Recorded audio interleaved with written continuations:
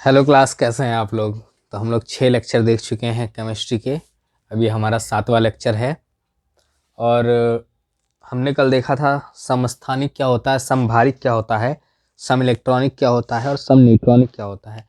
समस्थानिक जिसका स्थान बराबर हो, क्रमांक बराबर हो या परमाणु मतलब प्रोटॉन बराबर हो। समभारिक जिसका भार बराबर हो। सम इलेक्ट्रॉनिक जिसके इलेक्ट्रॉन बराबर हो। सम न्यूट्रॉनिक जिसके न्यूट्रॉन बराबर हो। आइए इसी चर्चा को आज आगे बढ़ाते हैं। देखते हैं कुछ तत्व ऐसे होते हैं जिनके कई समस्थानिक होते हैं। जैसे कि हाइड्रोजन के बारे में भी हम देखें तो हाइड्रोजन, इसके 3 समस्थानिक हैं। देखिए 3 समस्थानिक हैं। समस्थानिक मतलब ये किस क्रम में बैठेगा, ये होता है भार। आपको पहले 2-3 क्लास में लगातार बता चुके हैं। जिसका समस्थानिक एक है, हाइड्रोजन का एक होता है। सबसे पहले जब आप अपने पीरियोडिक टेबल में खोलेंगे तो देखेंगे सबसे पहले नंबर पे हाइड्रोजन होगा। इसके 3 समस्थानिक होते हैं, 3 देखिए साथ में बैठते हैं, बस इसका भार अलग अलग हो जाता है। ठीक, देखिए तीनों का नाम देखिए। H1 हो जाता है प्रोट्रियम, क्या बोलते हैं, प्रोट्रियम। इसको हम लोग सामान्य परमाणु बोलते हैं। अभी पहले देख लीजिए, फिर इसके बारे में बताता हूँ। H2 ड्यूटेरियम, जिसका भार 2 होगा वो ड्यूटेरियम हो जाता है। क्या हो जाता है, ड्यूटेरियम। क्या हो जाता है, ड्यूटेरियम। ये भारी परमाणु होता है, भारी परमाणु होता है। H3 टाइट्रियम, ये रेडियो एक्टिव होता है। अब आइए मुद्दे पे। सामान्य परमाणु से क्या मतलब है। सामान्य परमाणु से मतलब है आसानी से मिल जाता है, आसानी से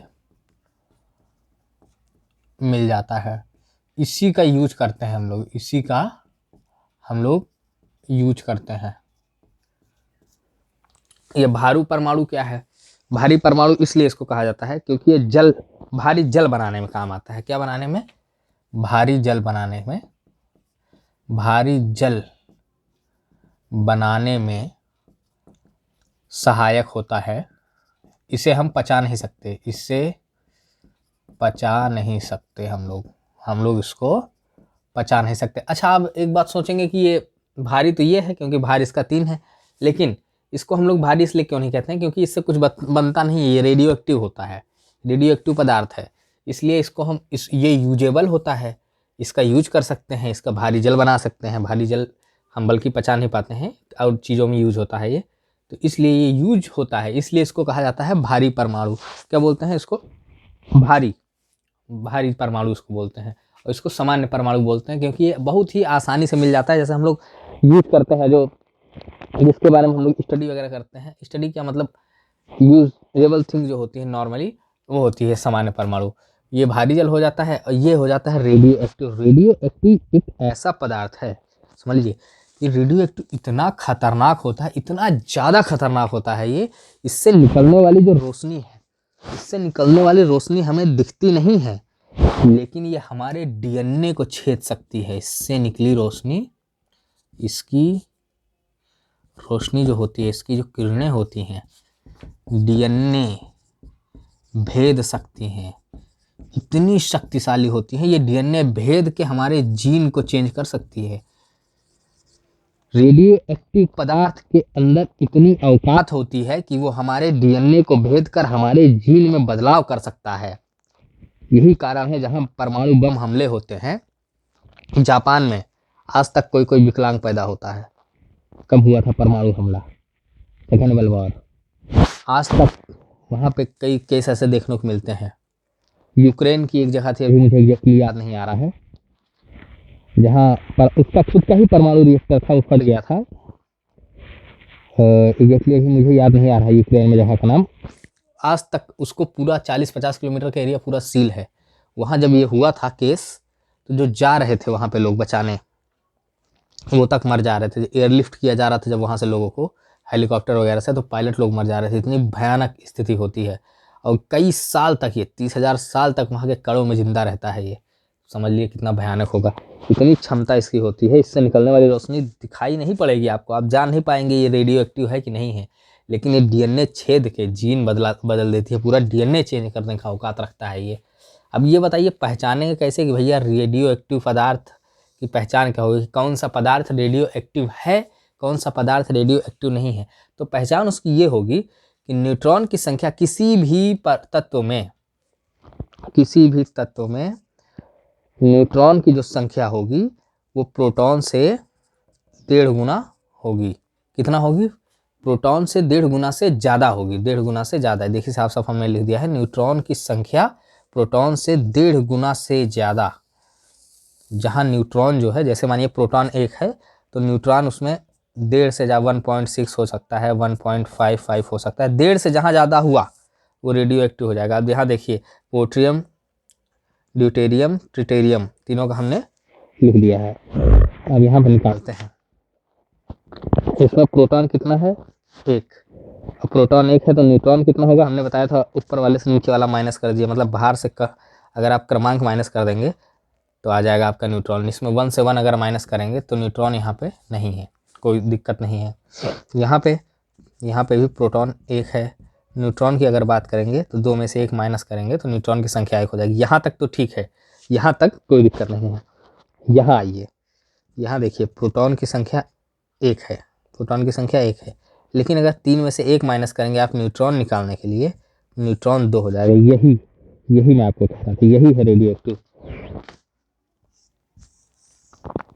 ये रेडियो एक्टिव हो जाएगा। क्या हो जाएगा? रेडियो एक्टिव हो जाएगा। रेडियो एक्टिव दुनिया का सबसे खतरनाक प्रदूषण होता है। क्या होता है?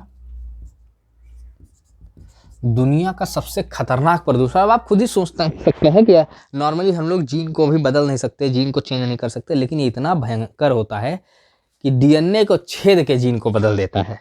तो इसकी स्थिति आप समझ सकते हैं, इसकी स्थिति का आकलन आप अपने हिसाब से कर सकते हैं। आइए अब आगे देखते हैं,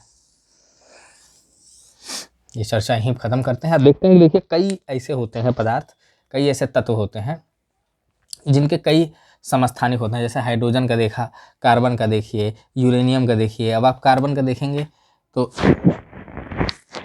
कार्बन में आप देख पाएंगे कि इसका समस्थानिक 6 है। ये यूरेनियम का 92 है, इसका भार 12 है, इसका 14 है। ये आसानी से मिल जाता है, ये हर जगह यूजेबल जो हम लोग नॉर्मली यूज करते हैं ये वो वाला है, आसानी से मिलता है। कल मैंने आपको इसके बारे में बताया था, आसानी से मिलता। कोयला, काजल, इन सब में मिल जाता है। और ये क्या होता है? लेबोरेटरी में बनाना पड़ता है इसको। और ये जीवाश्म की आयु गणना के लिए, अच्छा ये पता है आपको, जो हम लोग ये फ्यूल यूज करते हैं, पेट्रोल वगैरह ये सब जो यूज करते हैं, और जो ज़मीन से कोयला निकलता है, ये क्या है? ये आज से कई करोड़ों वर्ष पहले ये जो कोल हम लोग यूज करते हैं या फ्यूल यूज करते हैं, पेट्रोलियम, जितने भी पेट्रोलियम चीज़ें हैं, ये सब है क्या एक्चुअली में?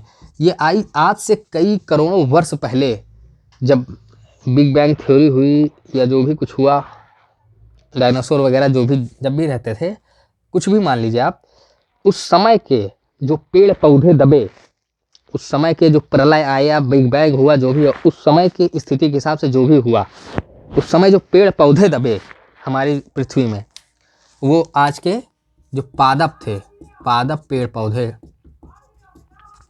जमीन के नीचे दब गए, वो बन गए कोयला, जो आज कोयला के रूप में हमें मिलता है। और जो जीव जंतु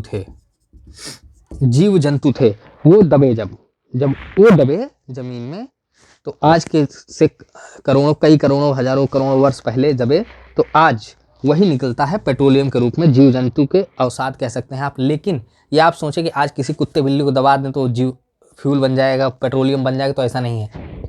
इसके लिए करोड़ों वर्ष का समय लगता है। इसीलिए कोल वगैरह को आपने देखा होगा नॉन रिन्यूएबल कहते हैं, नॉन रिन्यूएबल एनर्जी। इसलिए आजकल हम लोग रिन्यूएबल एनर्जी के ऊपर ज़्यादा वो कर रहे हैं, जैसे सौर ऊर्जा वगैरह। आपने देखा होगा कोल से, क्योंकि कोल बिजली बनाने का काम आता है ज़्यादातर। एक बार आपने कुछ महीने पहले सुना होगा कि कोयला ख़त्म हो रहा है हमारे यहाँ, बिजली की जो है कमी आ जाएगी। तो कोयला से ही बिजली का बॉयलर में बनाया जाता है। उसकी प्रक्रिया मैं पूरी किसी दिन आपको बताऊंगा किस प्रकार से कोयला से बिजली बनती है बॉयलर में। अभी आप इतना जानिए कि जो कई करोड़ों वर्ष पहले, कई हजारों करोड़ों वर्ष पहले जो दबे जीव जंतु वो पेट्रोलियम के रूप में आज निकल रहे हैं, और जो पादप पेड़ पौधे दबे वो आज कोयले के रूप में निकल रहे हैं। आपको पता है पेट्रोलियम क्या होता है? पहले निकलता है तो कीचड़ जैसा निकलता है, उसमें से पेट्रोल निकलता है, फिर निकलता है डीजल, फिर निकलता है मिट्टी तेल कैरोसिन, फिर निकलता है डामर, और सबसे बेकार वाला जो होता है, जो आता है ना पेट्रोलियम जेली, ठंडी में लगाते हैं हम लोग, देखिएगा उस पर लिखा होता है पेट्रोलियम जेली। सबसे बेकार वाला जो बचा होता है निकल उसका वही होता है वो। आइए अपने टॉपिक पे वापस आते हैं। कुछ साथ साथ में चीज़ें कोरिलेट करके जाननी चाहिए। अभी तो मैं हिस्ट्री पढ़ाऊंगा, तब आपको दिखाऊंगा कैसे चीज़ें कोरिलेट होती हैं, कैसे चीज़ों को आप जोड़ते हैं, कनेक्ट करते हैं एक दूसरे से। कनेक्टिविटी भी चाहिए एग्जाम में। क्या चाहिए? अब देखिए प्री का जो पेपर होता है उसमें तो फैक्चुअल डायरेक्ट या मतलब कोई भी आयोग का एग्जाम हो टिक ही मारना होता है, लेकिन मेंस में आपको कनेक्टिविटी बनानी होती है। तो थोड़ा थोड़ा चीज़ों को सीखते चलिए। अब देखिए जैसे यूरेनियम है, क्या है यूरेनियम? यूरेनियम का क्रमांक होता है 92, 234 जिसका भार होगा। ये परमाणु बम दगाने के काम आता है, परमाणु बम दगाने के काम आता है। और ये क्या होता है जो 235 होता है, ये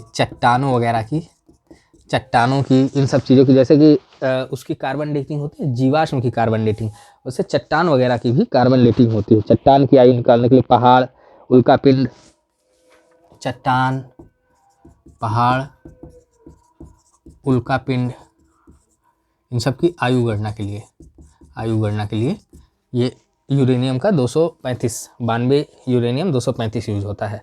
समझ गए आप? 234 परमाणु बम के लिए, 235 चट्टान की, पहाड़ की, उल्कापिंड, इन सब चीज़ों की आयु गणना के लिए। अब आइए देखते हैं कक्षा के बारे में, पढ़ते हैं कि भैया कक्षा क्या होती है। जो हमारा ऑर्बिट, क्या होता है ऑर्बिट? देखिए समय हो गया है लगभग, तो कक्षा कल हम लोग ये पढ़ेंगे, देखेंगे कक्षा क्या होती है, कक्षा क्या होता है, सब ऑर्बिट, और कक्षा उपकक्षा इसकी होती हैं। फिर आता है कक्षक, फिर आता है हुंड का नियम। हुंड के नियम में समझेंगे कैसे बॉक्स में इलेक्ट्रॉन को हम लोग रखते हैं, ऐसे। चलिए धन्यवाद। चैनल को लाइक, सब्सक्राइब, शेयर कर दीजिएगा।